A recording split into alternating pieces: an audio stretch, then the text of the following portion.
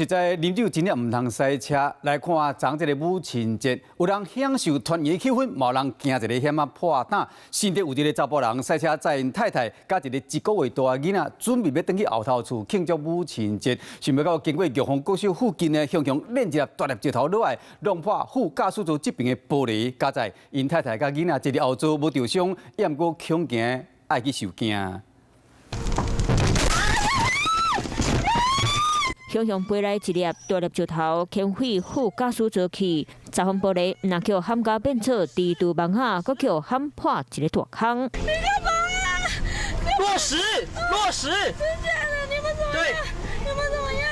你这个干嘛吗？我没有干嘛，我吓到了。 车内画面公开，搁电放来看，嘛是互人看到心惊胆吓。搁甲边讲，当时伫咧车顶，规口罩3个人，拢惊甲屁屁喘。没办法，被吓到了。那个车上还有一个月大的儿子啊，所以才会那么紧张啊。陈先生昨下晡1点外，含太太个1个月大后生结束教会活动，一家伙3个人赛车，准备要登去后头厝含中午庆祝母亲节。是毋过经过第60支去乡道，玉峰国小附近，熊熊一粒石头位真悬的所在，连落来去击到副驾驶座，遭玻璃破去，加在太太含后生坐伫咧后壁，才无受伤。已经有维护过的，是风化石呢，其实蛮容易落石。当然，政府有把它再铺过一次水泥，前面过都没有事啦，就是昨天过就这样被砸了。员警到场后，立即协助其将车辆停放至安全处所，并将落石及散落物清除，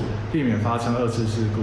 公所讲，案发地点的所在是风化石坡边的路段，当年拢有石头连落来，除了进行抢修作业、卖计划保护作业，虽然意外发生，且损断甲真严重，不过好哩加在规口罩3个人拢平安无事。